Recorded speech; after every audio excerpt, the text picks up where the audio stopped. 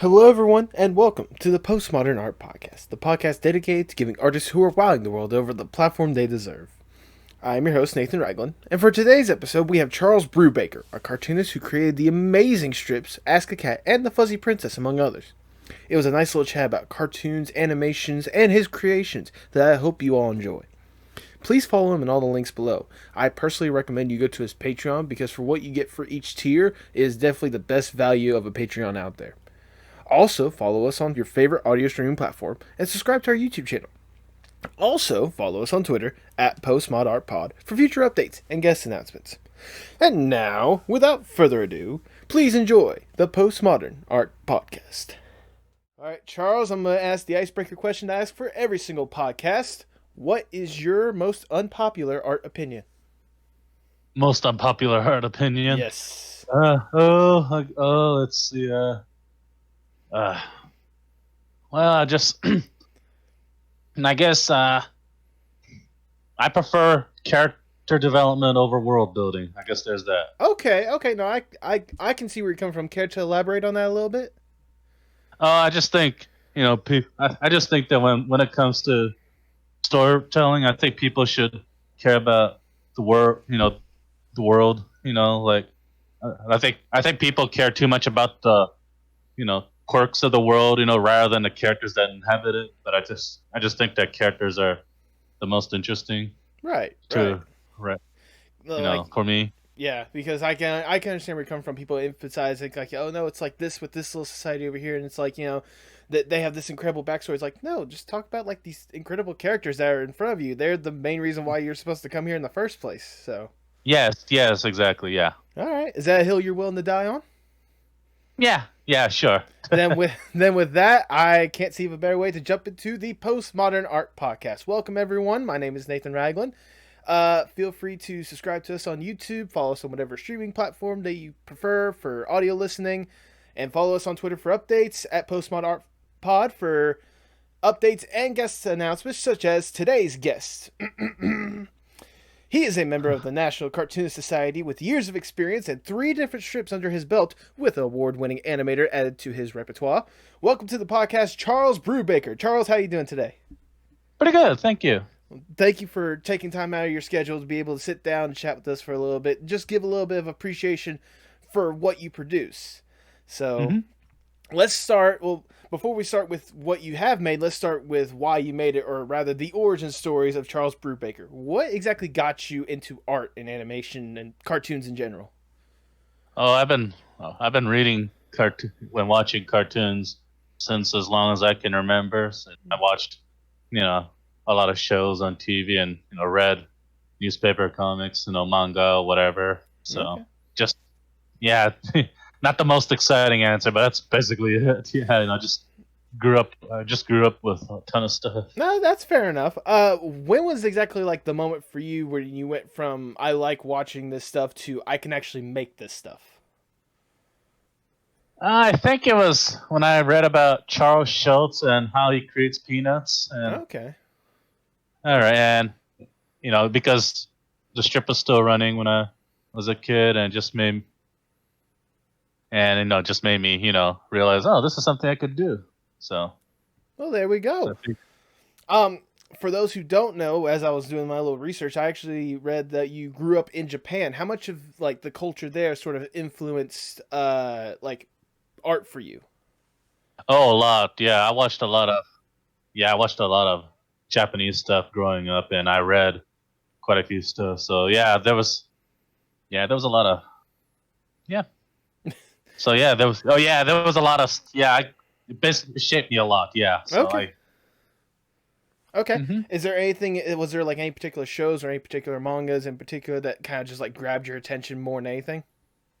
Oh yeah, like I'm a huge fan of Fujio Akatsuka, who did Osomatsu-kun. I think some people might remember the revival Osomatsu-san that aired a few years ago, but I grew up reading and watching his stuff, and that basically he was like a Japanese Mad Magazine type of cartoonist. Oh, okay. And he was a huge influence on me. Fair enough. So that shaped me a lot. Well, I mean, I hope that shaped you a lot because again, while I was doing my research, I was reading up on the fact that like you were so involved with like art and cartoons and such that by the time you were a teenager, you were actually helping animation historians sort of catalog their stuff. How did that come to be? Oh, I was on the internet a lot, and I was in an animation message board, and people like Jerry Beck would be there, and we just, yeah, he would. I just ate up, whatever he said about animation history, and I love that stuff. So, I love watching old cartoons. So I wanted to learn as much as I could. And I used to have a Leonard Maltin's book of Mice and Magic, and I read books like that all the time, and also comic strip, history books. I read. I discovered Crazy Cat when I was a teen, for example, and I grew up loving that stuff. There we So go. There we go. yeah. Uh, well, I mean, we talked about like the influence that sort of had for you. Uh, like I said in the intro, you have three different strips that you've produced, two of which are still being produced. Correct me if I'm wrong. What was exactly sort of Mhm. the inspiration for your strips? A Witch Named Coco, Ask a Cat, and The Fuzzy Princess. Oh, Witchman's Coco. I think I just doodled a witch in my notebook, and I figured maybe I could do something with it. And I liked drawing the witch, so I tried. You know, and it didn't work out that well, unfortunately, because I guess I couldn't think of much to write about. But I had a cat character in Coco that I enjoyed drawing, and I decided, and I just enjoyed drawing the cat, character. It was a side character. I just loved drawing the cat more, and I decided, I guess over time, I just want, started, focusing on the cat more. Then I started Ask a Cat because I wanted to. It was Ask a Cat was originally supposed to be like a side thing for Coco, Mm-hmm. because this was it was like strong bad emails sort of thing where people would, ask questions, Yeah. and mhm. And Okay. then people would ask questions, to the characters, but I decided to use a cat instead, instead of a Coco character, and ended up becoming my main thing, like strong bad email gradually did. So I just kind of went with it because I had more fun with the cat, and just kind of became my main thing for a few years. All right. And then, how did what was the inspiration for the Fuzzy Princess as well? Uh, at the I was in a Baltimore Comic Con, and Ask a Cat was just starting to run on Go Comics at that point, and at that point I decided to end Coco, but I wanted to do a new comic to Mm-hmm. take its place, that because Ask a Cat was more gag driven. I wanted something more story driven, so I decided to give it a shot, and I met Frank Camuso, who's a graphic novel. He was a former newspaper cartoonist that switched to graphic novels, Okay. and I showed him, some Ask a Cat, and he liked it, and he suggested that I try graphic novel for kids out, because this was starting to become a thing, and so I figured, I decided that sounded fun, so I decided to try it out, and I looked around at that convention. There were several cartoonists with kids graphic novel that was, becoming a thing, and I Mm-hmm. decided that might be worth attempting, and I noticed there were a lot of, you know, graphic novels for kids about princesses going on adventures, and I figured that might be a fun genre to try. And I already decided I wanted to do another cat comic, and since the cat and Ask the Cat was a boy, I decided to make the new one a girl and made her a princess, and I just kind of developed everything around her and ended up having a lot of fun with it. So I just kind of went with it, and so it just kind of happened that way. No, I just I wanted to try doing a graphic novel, and just kind of resulted in Fuzzy Princess. And it's sort of Yeah, devolved into this like continually growing thing, to where it is right yeah, now, which is absolutely yeah. incredible. Oh yeah, yeah, Was it where yeah, it's at least like what 4 years now, getting close to five, something along the lines of that? It's getting close to 5. There we go. Are you sort of amazed with kind of the reception of your comics to this point? Yeah, kind of. I guess I mean, I wanted it to be successful, but just it just happened that way, and I'm very happy. I'm glad. Oh, good, good. You should be happy. You should be glad. You shouldn't be mad. Speaking of one, before we go a little bit more into your personal comics, you've actually worked with the likes of the SpongeBob magazine as well as Mad magazine. Is there a difference in your opinion between working for companies like that compared to doing stuff on your own? Oh yeah, you have because you have to deal with editors. You're working with other. In the case of Mad Magazine, I had I had an artist collaborator, so I had to. That Okay. was something to keep in mind. But it was fun, and I especially had fun on SpongeBob. It was probably my favorite experience. Doing comics for them Is because there? there was a lot of creative freedom with the SpongeBob comics, so that was very fun Okay. to do. Is there like a particular comic or a particular like set that you just think back on and think that was a lot of fun? I can't believe I was able to do that. Yeah, you mean like yeah, you mean like for my own stuff, for my SpongeBob or Mad or Why not yeah. both? Oh yeah, there were a few like with Fuzzy Princess. There was one storyline I was really proud of where Princess Cat and Kuma the bear went to a bar and they got into a fight. And Kuma just did poetry reading there, but Cat got into a bar fight, and that was my favorite because I think at that point, I kind of changed my plans with Fuzzy Princess to do more of a general audience comic thing instead of strictly for kids, and I think that was the start of it. Basically, because it involved a bar fight, Yeah. and she actually got drunk and started hallucinating. So I ended up having a lot of fun with that. So I I just kept. I can only imagine just the I can only imagine like if kids were able to get their hands and to see that kind of stuff. I can only I mean, imagine like yeah. asking their parents like, "Mommy, what is this alcohol stuff that she's drinking? Why is she getting so angry? Yeah. Why is Kuma doing nothing?" uh what was I gonna say? Words are wonderful. No. Yeah. At what point, in your opinion, do you think that like your comic strips went from like what you originally intended to evolving to like its own separate thing, like down the line? Like you said, for example, like with Fuzzy Princess. I mean, obviously the bar scene was probably like the point where it's like it was this, now it's this completely amazing other thing. Uh, yeah, I guess it was about maybe a year or two at this point, and yeah, I think I probably started. I think it was after I got rejected by publishers and agents, too many times, and I just kind of, but I enjoyed the characters, in the world they inhabit, so I decided to just continue as a webcomic and do it as my own thing because I just like writing these guys too much. So Right, right. I yeah, mean, so I don't see why not. You but should take pride in how incredible these characters are.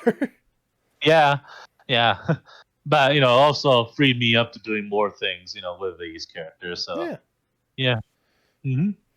I mean, it's amazing the stuff you've been able to do with these characters, especially nowadays where you're transitioning them into animation form. What exactly sparked you to decide to go with the animation route with your guys?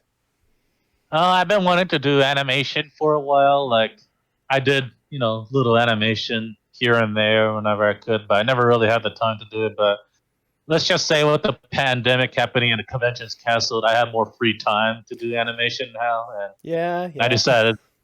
So I'm basically making the best of the situation, and I ended up enjoying making the cartoons. So that's kind of my big thing now. Yeah. What do you think is more difficult, at least in your opinion, making a cartoon or trying to get a comic strip to print? I think I think getting comics to print really, especially color comics, because I had to jump through a lot of hoops to get the books made. So Mm-hmm. and with animation, surprisingly more straightforward. So yeah, different. It had different challenges, but I'm gonna say getting the comics to print was more hard for me. All right, and for those who don't know, you on your YouTube channel, which I will be sure to link in the description below, you do have your Uh-huh. little animations from before, but like the big one that's mainly involved with your characters was you bringing Ask a Cat to the animation side of things. What exactly decide? What in your mind was like, I need to bring this to animation instead of say, Fuzzy Princess first or a witch named Coco. Oh, with Ask a Cat, honestly, Ask a Cat went to animation first because I figured I thought it would be the easier, one to animate because it's pretty straightforward. Just mostly narration anyway, and character describing what happens, and then little simple animation to go with it. And they don't have to be super elaborate and long. So yeah, it was just really, just yeah, it was just really because it was just because it was more straightforward and easier to make. A little simpler, Just practice. something easy that people can easily latch onto. Yeah, pretty much. Yeah, yeah, yeah. Okay, and I mean, it's not like you left Fuzzy Princess out in the blue. As a matter of fact, this past episode, Cat and Cat, you actually introduced a previously done comic as well of Uh-huh. basically, do you know Princess Cat, which I thought was Yeah. very well done. For those who, for people to get the idea, what is it like for you to sort of take a previous strip of yours and like stretch it out to animation? Because it's not exactly like as straightforward Hmm. as putting the comic on Yeah. screen. Yeah. Yeah. It was, I had to expand it a bit, and I workshopped with a friend Brian Emling on a script, and he suggested the heist sequence, to add more, to expand on the idea, and I ended up liking it. So Mm-hmm.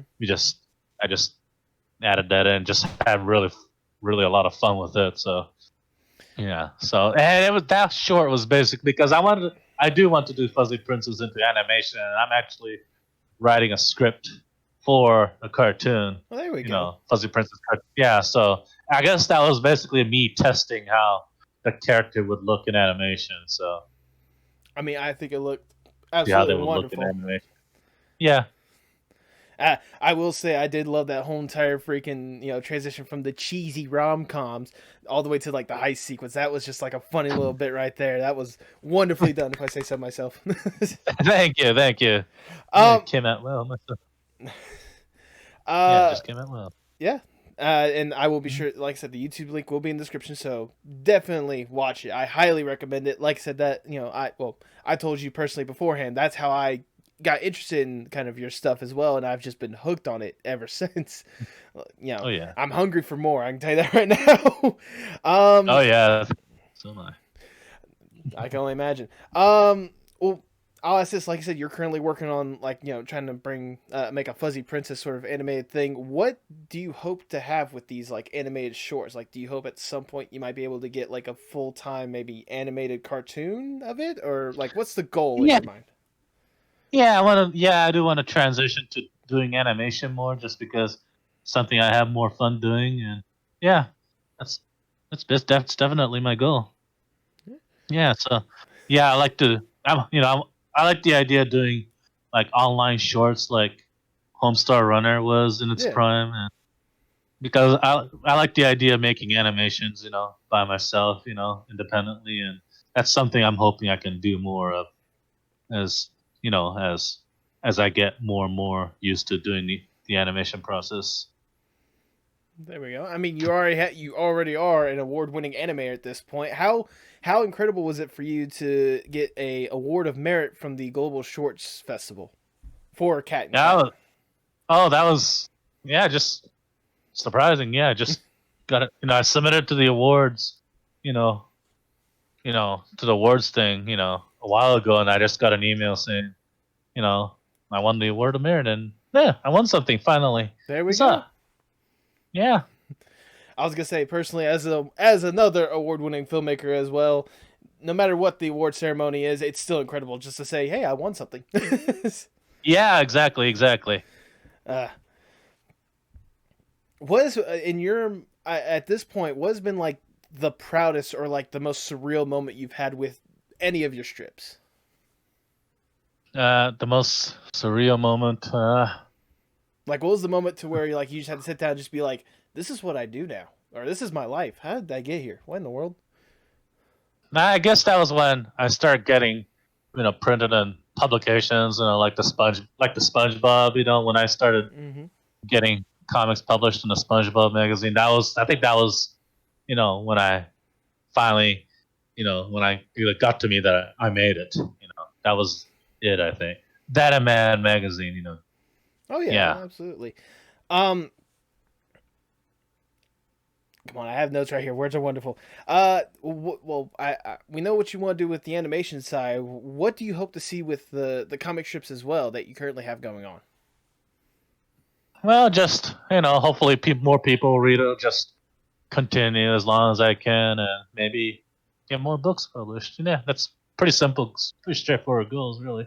Mm-hmm. And if a publisher, if I could get a publisher at this point, that's even better because less, business side for me to deal with. Oh, absolutely. I can already tell you right now, I would highly recommend you guys getting the books. Just saying, just offhand, I think they're pretty good value. So, Yeah, yeah. Buy my books. Buy my books. which again, link will definitely be in the description below.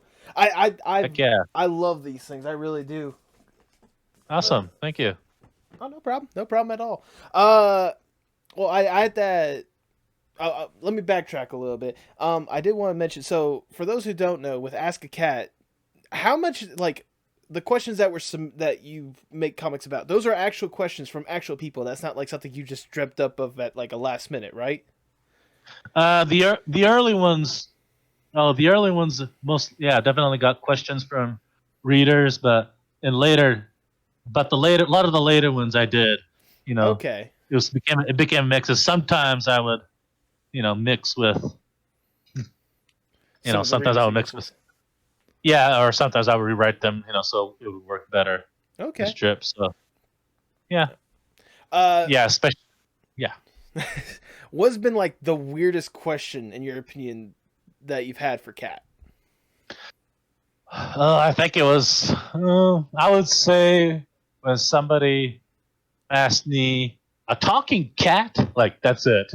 Like I later found out it was a reference to a really bad movie, but I didn't know at the time, so I just kind of went with, yes, I'm a talking cat. I just did an entire strip about it. There was another one where I, I took a spam email I got and I actually used it as an Ask a Cat strip, even though it was just a Spam email. Yeah, like I actually looked through the junk mail to see if there's something I could use, and I just picked one because I thought it'd be funny. So I mean, it certainly seems funny to me. Just like yeah. like I can imagine just like the classic. I'm a Nigerian prince. Can you give me $5,000? Well, that'd be nice and all, but I don't know if I can really give you that. I don't exactly have that access to money just yet. Yeah. um, I have to ask a very specific question for Cat as well, if he wants to consider at some point. Okay. What would a cat podcast look like? Oh. That's definitely. Yeah. I have to think over that. Maybe that'll be the next animated short. Well, there you go. I could just only imagine, like, it'd be talking about like the things that are like surrounding him or whatnot. So it'd be like, Yeah. it's interesting, like asking the weird questions. What are mouses doing in like their off time, or like, what exactly about humans, makes them want to leave the house all the time and not spend more time with us cats. Yeah. Almost like it was trying to be like true crime or whatnot, but like asking the real mysteries of life. Oh yeah. I think I may have stumbled upon something for you. Indeed. Indeed. So you have all these, you have the animations going on, you have these comic strips going on. Let's say I'm gonna put you in an interesting scenario. All right. Okay. Let's say a publishing company comes to you and says, "Okay, we want to publish something, but we want to publish something that no one has ever seen before. We'll give you free reign to do whatever you want with it, but it can't be something that you've previously done." What would be the dream new Charles Brubaker comic? Oh, it would probably be a Ghost Cat comic that I've been toying with. The Ghost Basically, Cat like comic? it was comic. Yeah, it's kind of like a horror comedy comic idea that I had. Like, I did a pitch comic years ago for a publisher in a contest, but didn't really go anywhere, unfortunately. But yeah, it's something I thought of. Okay, But yeah, I wasn't even aware of this. Is like like just basically daily adventures of like a cat goes scaring people or something, or Yeah, it was based on a Japanese folklore about a cat who becomes a ghost by licking lantern oil because which is a um, it was an old folklore from like years ago, and I figured that might be an interesting graphic novel idea or it series.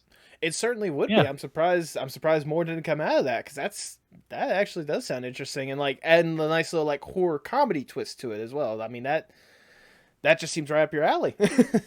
yeah, oh yeah. So uh, what was I gonna say?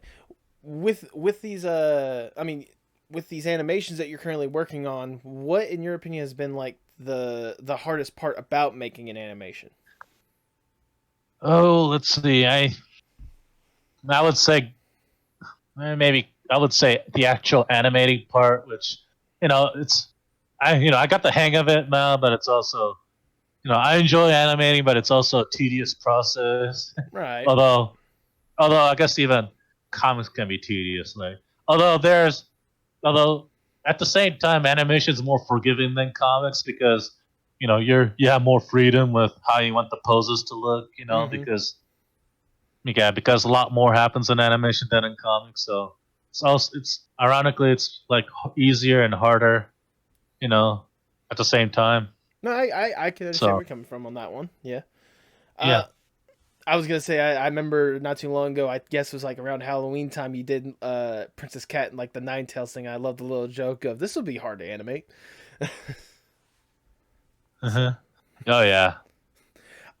I mean, again, you got all this stuff kind of going on. Where do you? I'll ask the generic question of where do you hope to see yourself, say 5, 10 years from now?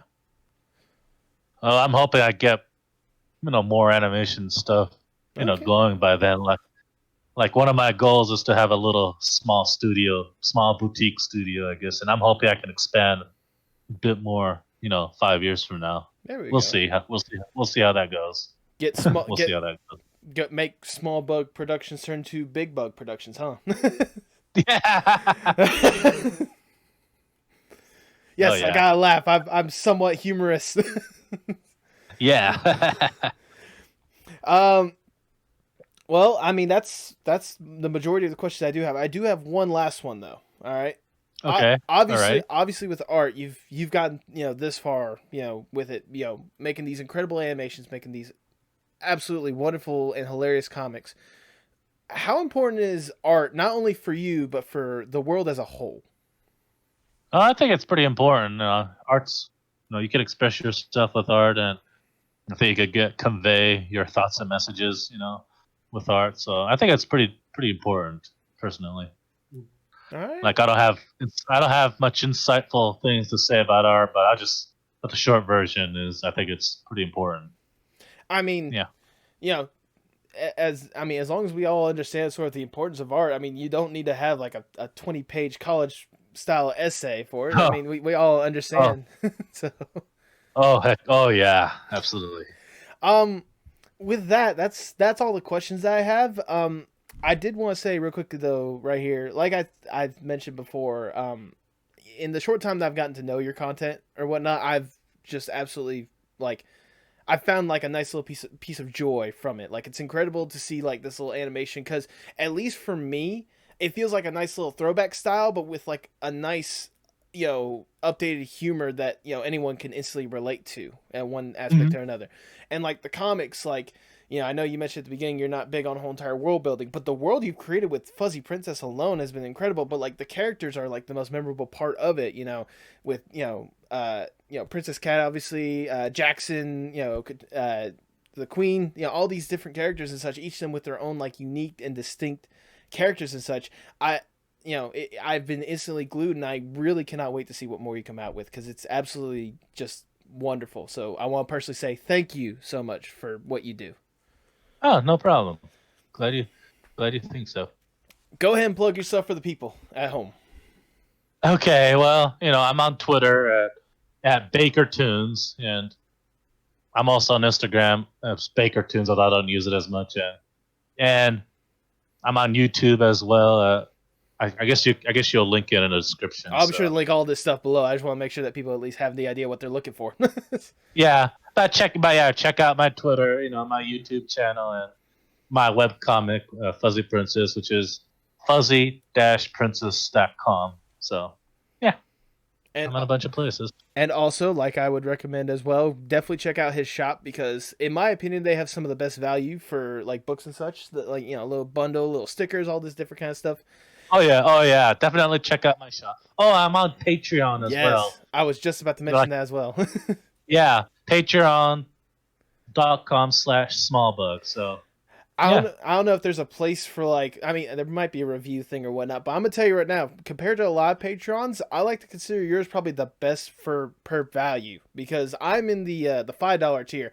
And I got these like incredible like little postcards and sketches and such that I absolutely love. Like it was incredible to get that nice little bundle. So definitely apply for the Patreon if you guys can. Yeah. Do you have any final words for the people at home? Take care of yourself and, be nice to cats and read comics. There you go. And be. All right, then. Well, with that being said, all I have to say is hasta luego, amigos. Thank you. Sayonara.